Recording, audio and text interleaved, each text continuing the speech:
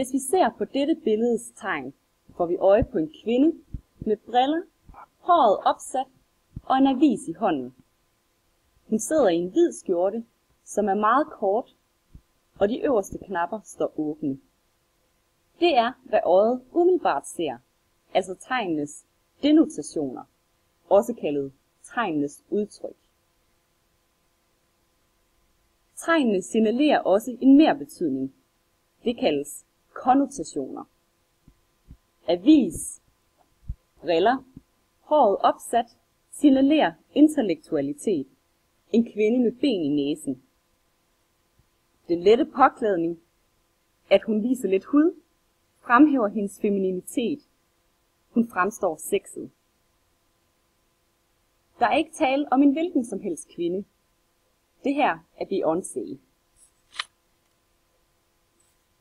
Interpretanten er den, der fortolker.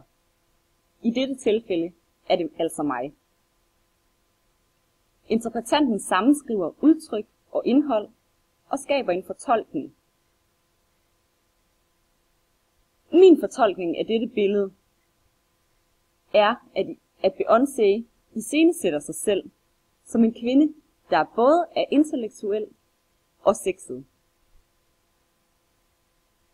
Briller, avis, skjorte osv. er alt sammen med til at iscenesætte Beyoncé. I det hun er kendt, fremstår hun her som en rollemodel. En superkvinde. En kvinde, der kan det hele.